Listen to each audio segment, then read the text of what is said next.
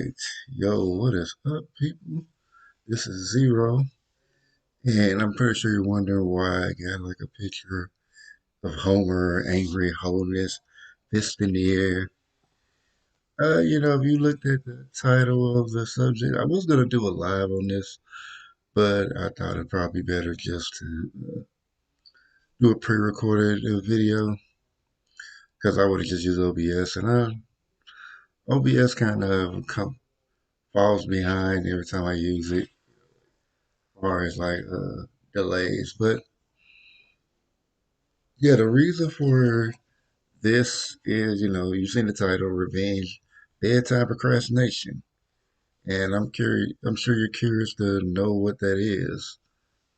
I mean, pretty much from what I had heard about it, because I actually seen a video of somebody talking about it, and I was like, oh, that's interesting, because I think I've had that happen to me. I think I might have had that going for a little bit, but I think part of that just me being a night owl or something like that. But I did notice I would if I got home because I worked a night shift that I would want to stay up later, through the day, and then be going to sleep, through the afternoon until like the late evening until it was close time for me to go to work. So yeah,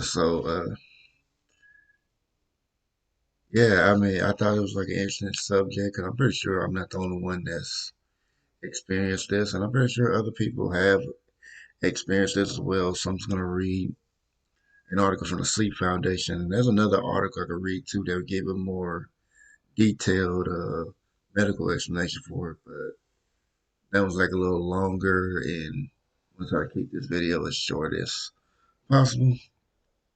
So this article I'm reading right now is from the Sleep Foundation. I put another article in there in the description and in the comment section so people can go check them out afterwards. So So what the article describes, revenge bedtime procrastination describes that as a decision to sacrifice sleep for leisure time that is driven by a daily schedule lacking in free time. For people in high stress jobs that take up the bulk of their day, revenge bedtime procrastination is a way to find a few hours of entertainment, even though it results in insufficient sleep. Although revenge bedtime procrastination can be tempting in a moment, late nights followed by early mornings can lead to serious sleep deprivation. Cutting back on sleep can have significant negative effects on mental, physical, and emotional health with short and long-term consequences. Consequences. There we go. Understanding sleep procrastination, including its symptoms, causes, and consequences, that can help you recognize when you're engaging in it. Then, when you take steps to revenge bedtime procrastination from leading to insufficient sleep. So, so yeah, with that, there are behaviors with it, and they describe three factors for bedtime procrastination. One, delay in going to sleep that reduces one's total sleep time. Two, an absence of a valid reason for staying up later than intended, such as an external event or an underlying illness. And three, an awareness that delaying one's bedtime could lead to negative consequences. So what it has to say on this, bedtime procrastination behaviors reflect procrastination in other contexts, such as avoiding doing homework and household chores. Well, I avoid that anyway. I had nothing to do with that back when I was back when I was in school.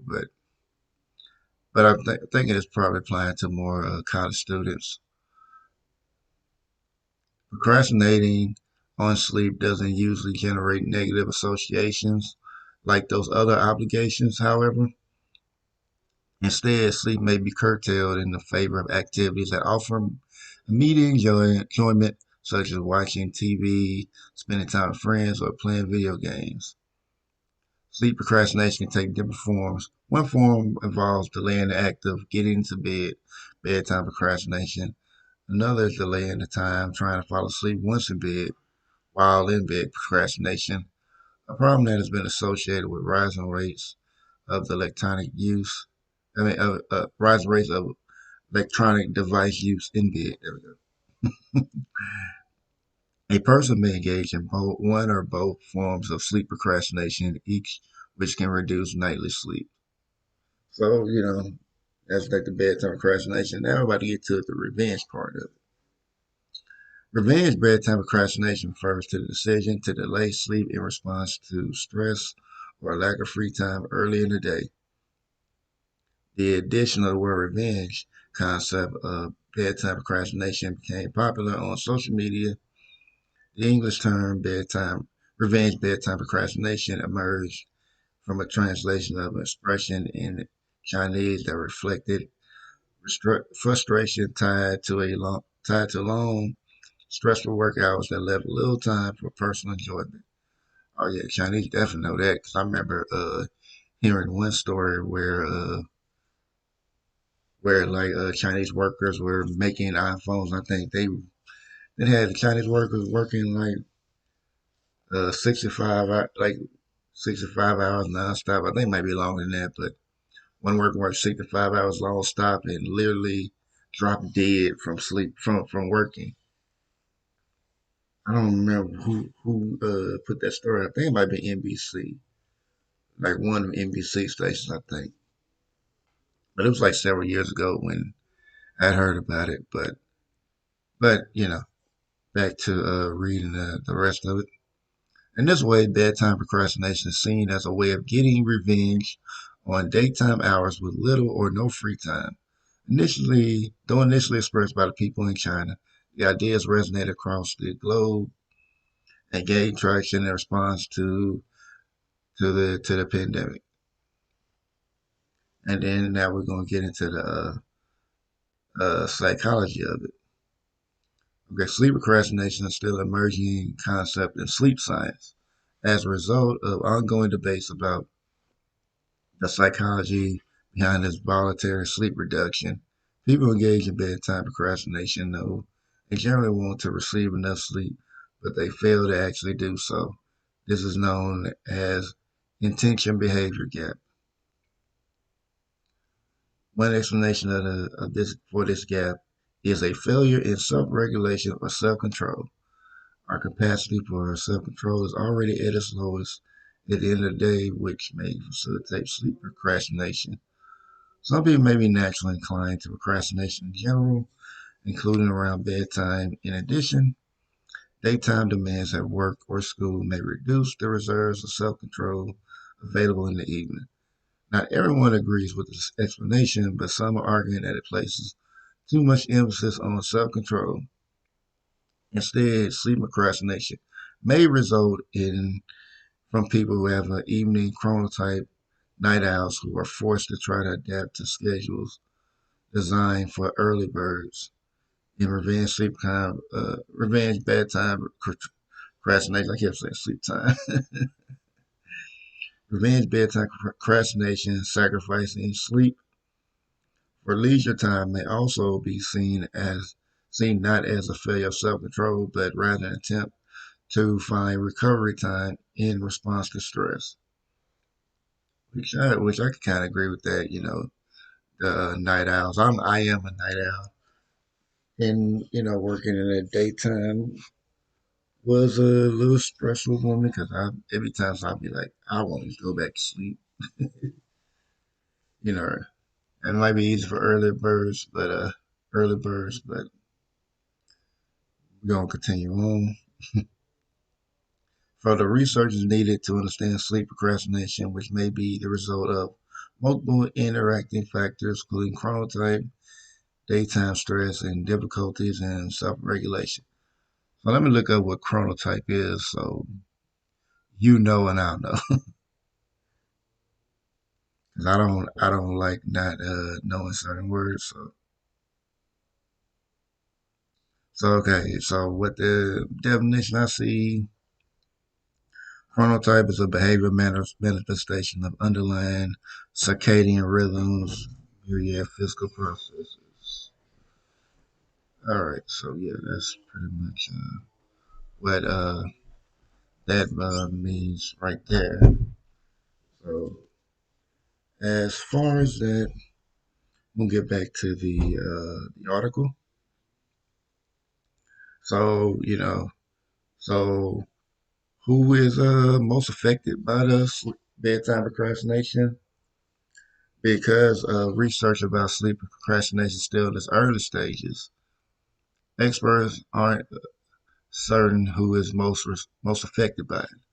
That said, one study found that students and women were most likely to engage in bedtime procrastination.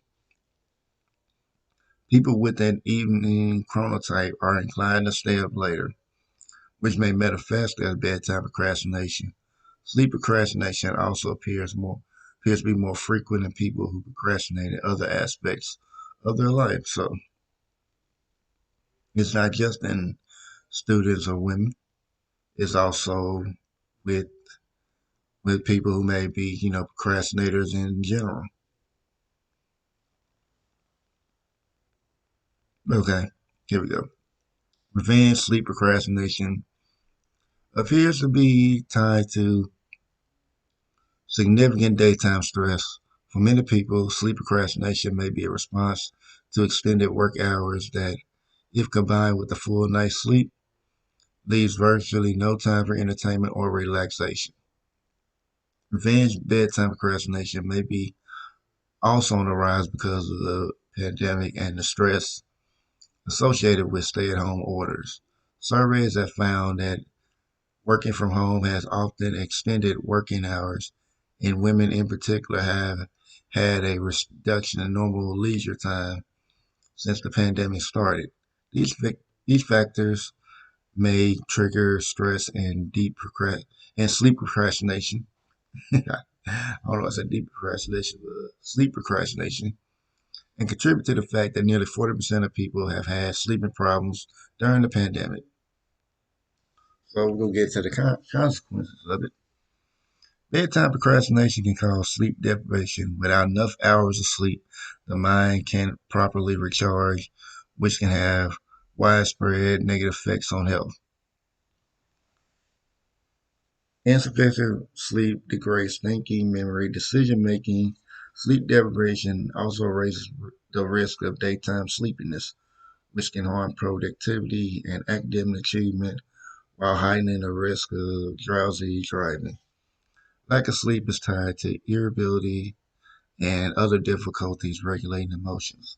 It has also been connected to mental health disorders such as depression and anxiety.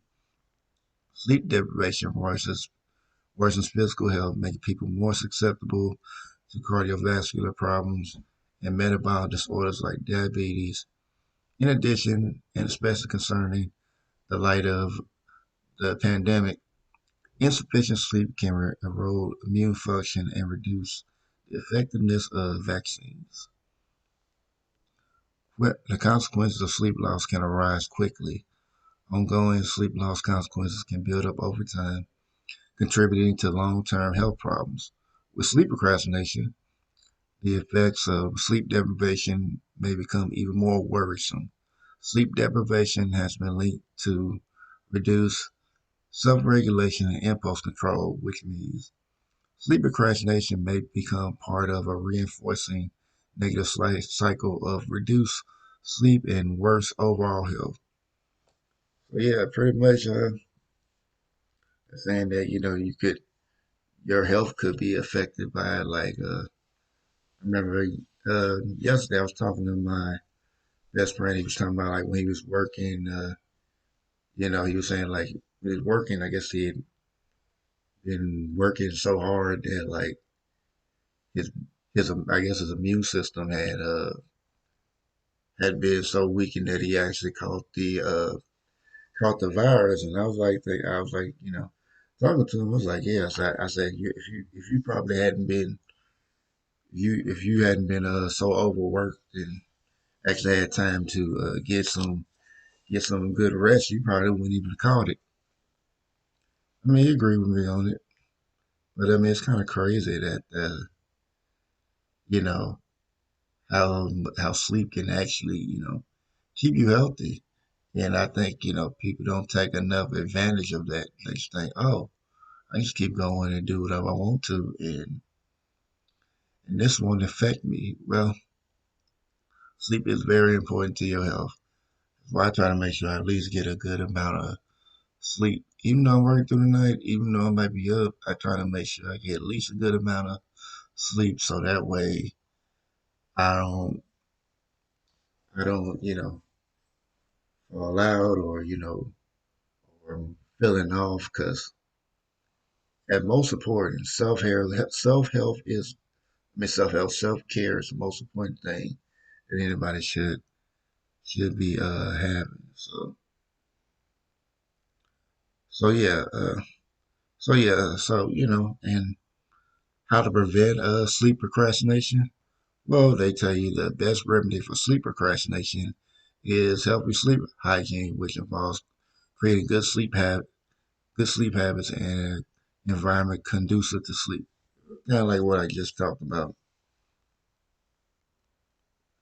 about getting a good amount of sleep. But having set routines that can make behaviors feel almost automatic. For this reason, a nighttime routine can reduce the impulse to stay up later instead of going to bed. Examples of positive sleep habits include keeping a consistent bedtime and wake time, including non-working days, avoiding alcohol or caffeine late in the morning, I mean caffeine late in the afternoon or evening, stopping the use of electronic devices including cell phones and tablets for at least a half an hour, ideally longer before bed, providing a stable routine to use every night before bed. Relaxation methods such as reading a book, meditating, or gently stretching can be a part of your bedtime routine and help ease you into sleep. Relaxation techniques may also decrease the stress that can drive bedtime procrastination. Creating an inviting bedroom environment that is dark and quiet and has a comfortable mattress and bedding can also make going to sleep more appealing. An inviting sleep space may counteract the desire to sacrifice sleep for leisure activities. If you find that sleep problems are ongoing or causing notable daytime sleepiness, talk with a doctor who can review your sleep habits, determine if you are affected by a sleep disorder, and create a plan to help you get better rest. So yeah, that's what the article has to say about that. Which I mean, meditation. When they mention that, that is a pretty good one. Because I remember when I used to meditate a lot, like especially at night, after I get like a good session of meditation in. By the time I was done, I was tired. I was so relaxed. I was tired. I was like, yeah, I'm ready to go to sleep. Yeah, let me go ahead. Let that bed, that bed, let me hit that bed. It was over with. So, yeah, I mean, these are some things to really think about in regard to sleep time deprivation. Sleep deprivation, so yeah, so like the whole revenge, bedtime procrastination, it's an interesting concept because I'm like, that's a real thing.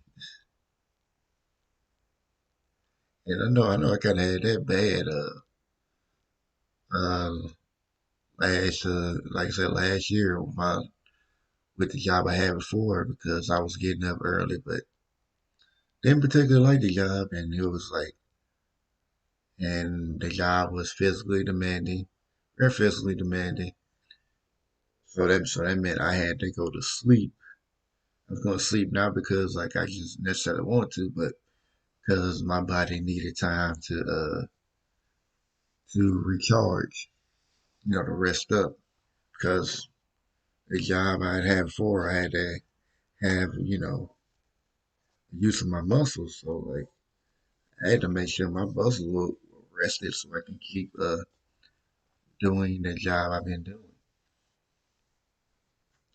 And also, just keep the job I'm doing because like when you're doing like physically demanding stuff like lifting stuff and all that, and the stuff is heavy, and you need to keep doing that like all day or most of the day, or you're doing it a lot. Sleep is essential for those type of jobs, or just a job that might be mentally demanding. You're gonna need sleep to get yourself together. Like, and I remember watching a video. It was like a Reddit post, like talking about toxic behaviors that have been normalized, and one of the things they had talked about was, you know, toxic behavior was like everything always needing immediate action, and like sometimes, they were saying sometimes, doing nothing might be the answer, or wait and see. They were talking about how this one judge, but one person talking about this one judge, when taking on case, like if it got too much of the judge would just take a breath, close his eyes, lean back in his chair for like about a minute or so, just to get his thoughts together. And then once he got his thoughts together, he came back up and said, I'm ready to sentence now. And that was it, He was able to calm himself down, collect his thoughts, and then just say what he needed to say. And I think people don't know how much how important sleep really is. It's not just like for your I mean not just like just like your muscles and everything like that. Your immune system needs this for your sleep. The brain needs time to shut down. Your organs need time to rest. Your brain needs time to rest. I mean, your brain is an organ, but your body needs a complete rest so that once you power down, you can and everything you shut down. You work. Once you get back up, you'll work even better. Once you get rested, like fully rested, best thing in the world. I mean, cause I noticed that like when I used to do the overtime, like in my other job, like I would just feel like so tired and whatever doing that. Like the stuff I was living felt like heavier, but when I came in like at the normal time, like got my full rest. Oh yeah, it was like easy work all day. And I remember my job work construction, like I needed rest so badly because I think I was like working like 10, like 8 to 10 hour days. I think maybe even some might have been 12. Like, I mean, there was no set schedule, so I was just working for long periods of time, and my body was sore every day. So like that was like the first. So I would need rest. That was the first job I ever got so tired on a job I actually wanted to go to sleep immediately. And the job I have done, that's the second one. That was the second one, the job I had recently that I just mentioned earlier. But yeah, like people don't know how much rest affects people. A good amount of sleep, man, there'd be so many things that could be saved with just a good amount of rest. Like if you dealing with something and it's frustrating you, you can just go ahead and you know go ahead and get some sleep. You were good as new. It's just like people in IT, like it's like they be working all day and then they get so stuck on a problem instead of just like, let's go take a break or maybe come back, sleep on it, come back. Because they would say like usually when they go home and sleep on it, they come back in the next day. 5 minutes later, they already solved the problem and fixed it. And I mean, I find that kind of interesting. But yeah, I'm not gonna try to. Yeah, I find it interesting. So sleep really is helpful to everyone. So I'm not gonna hold the video up too much longer. But I thank y'all for watching this video. And I don't know if I'm gonna do a Twitch stream or just be on YouTube, but either way, look out for it. So if you haven't if I am going on Twitch, if you haven't gotten a Twitch app or gotten on Twitch, I would recommend you hop on there because I will probably do it on there. But if I don't, I'll be on YouTube. So and look forward to my Instagram and Twitter posts because I'll let you know what I'm going to do. So thank y'all for watching the information. Like I said before, the links to the article I'm talking about and the more in-depth medical article will be in my description section and in the comment section will be pinned. So thank y'all for watching Wholeness Bound Vibration, people, and I'll see you guys later. Have a great day.